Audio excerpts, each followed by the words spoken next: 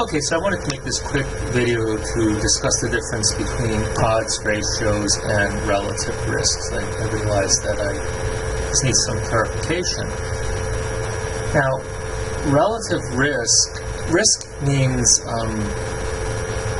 incidence. It's synonymous with incidence. So incidence means new cases in public health and in epidemiology. We talk about new cases versus prevalence, which are existing cases, or all cases, which could include existing and new cases, of course. So, which would, not could, but would include them both.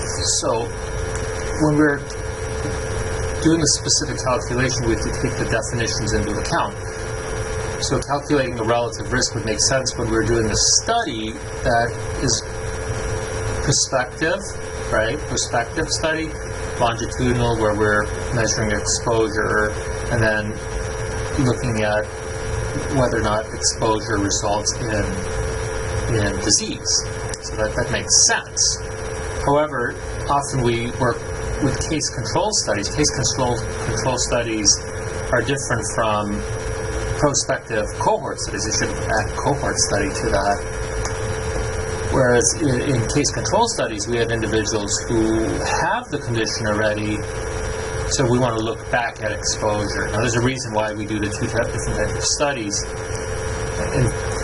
In many ways, it's very inefficient to conduct a cohort study with disease that doesn't occur for a long time, or even with smoking initiation. So the example that I have here isn't maybe the most ideal sample, but it's good enough for what we're doing right now. So if we started with a group of individuals and we could follow them long enough for smoking initiation to occur, say we're doing a longitudinal study that lasts, say, 4 years throughout the period of high school, which is something that the group I work with does a lot. So we might start looking at 9th grade at whether somebody receives free or reduced lunch, and then see by 12th grade whether or not they have started smoking. So we could assume that this is the case here. Although this is not what's done with this particular data set. This data set I actually used a cross-section in 10th grade. So longitudinal studies, although ideal, longitudinal cohort studies are ideal, they're expensive, and we have to have funding in order to recruit the participants. Here we only have 318 participants, but to get 318 high school kids to participate, you have to go through the high school itself, through the administration, so you have to be able to ascertain the sample. You have to probably provide incentive for the schools, incentives for the students to participate. You have to get, of course, approval by the IRB and approval from the parents for their children to participate. Some parents don't like dealing with anything that has to do with an illegal substance, whether it's cigarettes for minors, it's illegal, or marijuana, or sex, or anything like that. So there are a lot of barriers, and sometimes people also don't have time to conduct a longitudinal study that lasts, let's say, 4 years, or until somebody starts smoking. So an alternative to that is to use what's known as a case control study. Let's say, for instance, we started with a group of adolescents and a group of 10th graders, and we knew that some smoke and some don't smoke. We can look backwards to see whether or not each group, whether the cases, which are the smokers, or the controls, or the non-smokers, actually were exposed to whatever the risk factor is. In this case, free or reduced lunch at some period of time. Okay, so with a case control study, since we're not looking at new cases, right? Because these are already existing cases, we cannot use relative risk as a measure. So relative risk is appropriate for studies that are cohort studies, prospective cohort studies. Okay. I guess we could use them with retrospective cohort studies, as long as the data were collected, obviously, before about the exposure before the outcome occurred. When we're dealing with cohort studies, however, we can use either relative risk or we can use odds ratios. Odds ratios are can be used whereas relative risk cannot be used for case control study, odds ratios can be used. Now, there's instances when the two are very similar, but let's just deal with these cases, simplified case. So what would we want to do then is we'd like to be able to calculate let's assume that this is a cohort study, which it really is, right? So we're going to calculate the relative risk, or the risk of one starting to smoke or one smoking among those who receive free or reduced lunch, and then we'll calculate the risk for an individual who does not receive free lunch, and then we'll do the relative risk. Okay, let's do that. Okay, so here's the data that we have, and maybe I wrote this too big because I'm not leaving myself a lot of room, but we don't really need a lot of room for these calculations. So here we have our data, and let's calculate the relative risk. So we're starting with exposure to free or low-cost lunch. You see it right here, right? Exposure to free or low-cost lunch. And we have yes, they're exposed. That means they do receive free or low-cost lunch. And 34 individuals receive free or low-cost lunch, whereas 284 do not. And there's a total of 318 individuals. And how many smokers are there? 45 of these individuals could be classified as smoker, and 273 are not. Okay, so everything should add up to 318. So the risk would be calculated as basically the proportion of this total that started smoking. So for the nose, the risk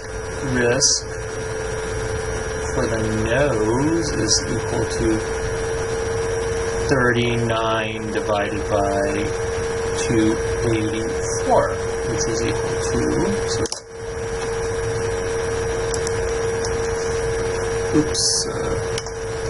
39 divided by 284, right? It's equal to 13%, all right? Let's see, we'll just say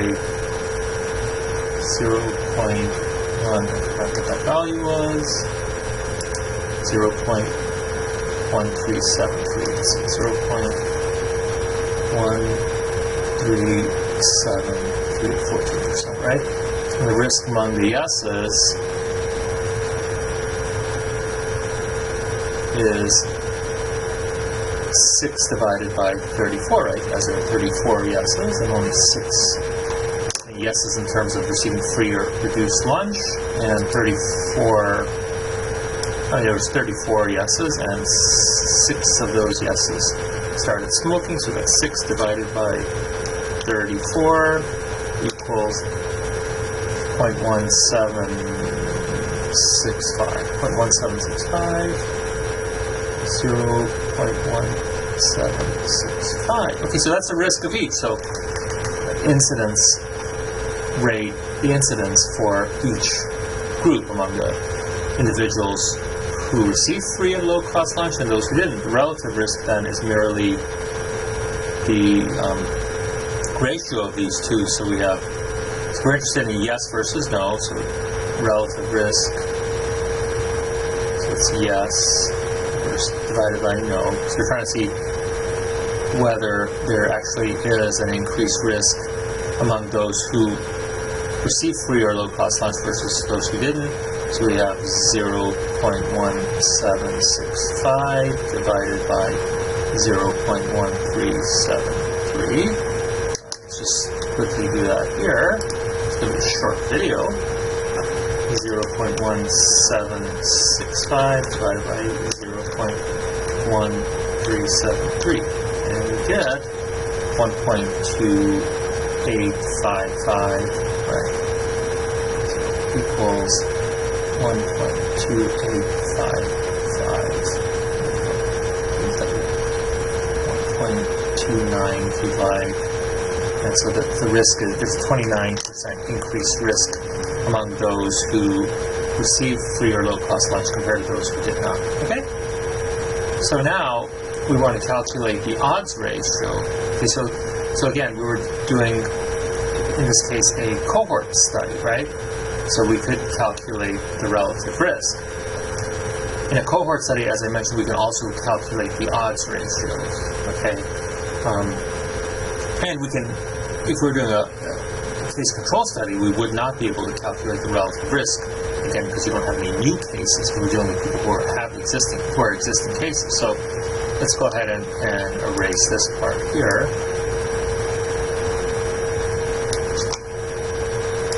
Okay. Gosh, somebody's clapping these erasers out here. Thank you for my wonderful friends for taking care of that, but can you clap those erasers somewhere else? Alright, I'm just kidding, of course, there's nobody doing that. I do like to have fun when I do my work. Okay, so we need an odds ratio. So odds ratio is a ratio of two odds. Odds are the probability of success divided by the probability of failures. What's success in this case? And we don't have to deal with probability, we can deal with raw numbers instead. But essentially the odds are equal to probability of success. S-U-C-C-E-S-S. That is how you spell success. That's what the cheerleaders used to do when I was in high school. Probability of failure. Failure is not an option. Alright. So success in this case, and again, this is just statistical terms. Smoking is not considered success, but in terms of the outcome that we're interested in, success would be smoking. So, for instance, the probability, and again, I'm not going to deal with probabilities here, we're just going to do the raw numbers instead. So, success would be smoking, and failure would be not smoking. So, this would be success, and this would be failure among those individuals who didn't receive free or low-cost lunch. In other words, it would be 39 successes and 245 failures. So we want to do the odds among the no's, those who are in the no. So it would be 39 divided by 245, right? And the odds for those who did receive free or low-cost lunch would be odds yes. 6/28, because there were 6 successes, 28 failures. Okay, now the reason I'm not going to calculate these is because I'm interested in the odds ratio. The odds ratio, OR, is equal to the odds for, say, the odds among the yes. We're interested in if there's an increased odds among those who were exposed to lower SES than those who were not, right? And remember, in this case, SES is indicated by whether or not one received free or low-cost lunch, right? So this is a proxy we're using for socioeconomic status. It's a good one, right? I mean, wealthier people don't need free or low-cost lunch, right? So it's an indicator of lower SES. So in this case, we have the odds of one receiving free or low-cost lunch, smoking among those who receive the free or low-cost lunch, are 6 divided by 28. We're going to divide this by the odds of those not receiving the free or low-cost lunch, which is 39 divided by 245. Okay? So that, and I'm going to go right to left, because I don't want to work in this little space here. Okay? So this can be translated into the following: 6 divided by 28 times 245 divided by 39. Now, this is one of the interesting properties of odds ratios, is they're basically the cross product. You multiply this times this, right? Oh, I'm sorry. Let me go backwards. I was looking at the long. There we go. That's not bad. You multiply these two here, and then you divide by the multiplication of these two, right?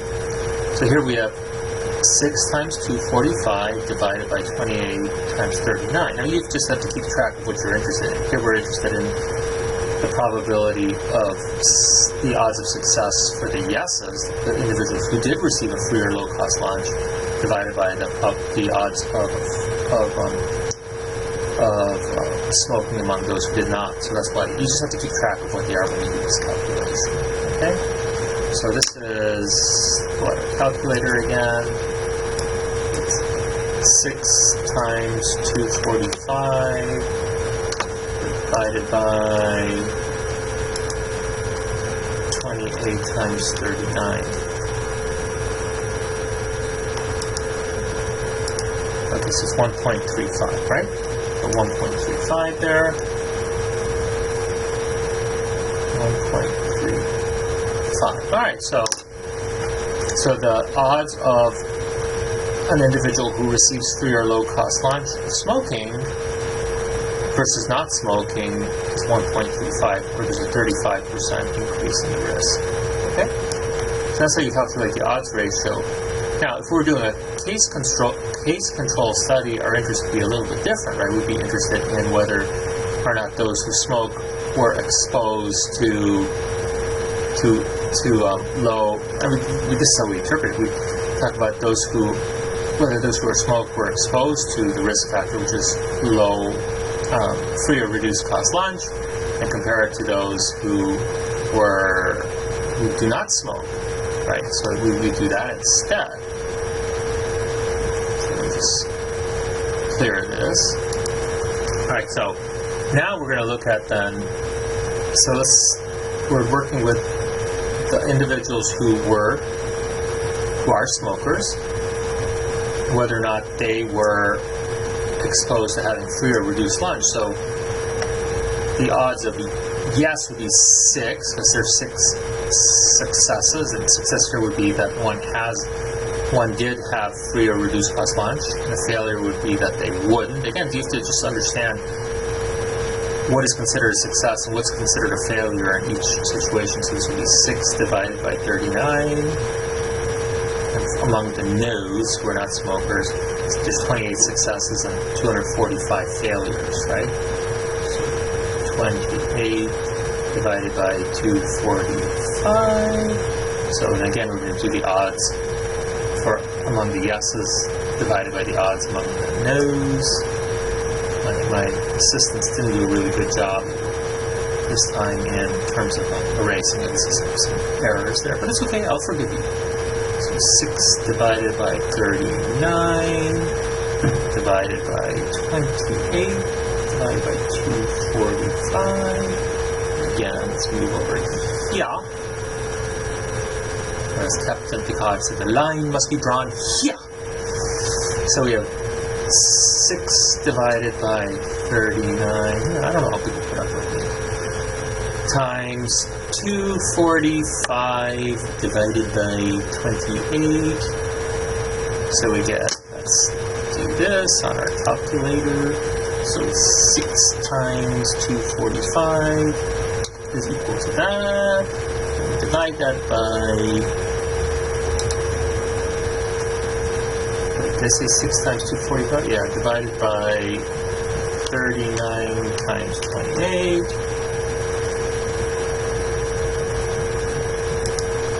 Equals 1.35. Well, it's the same, huh? So there you go. Alright, so there's a lesson learned there, isn't it? Yeah, so the idea is it's just a matter of what we're looking at, and you can use the odds ratio in one situation and you can't use it in the other. Just remember what the definitions of these terms are. Risk means incidence or new cases, right?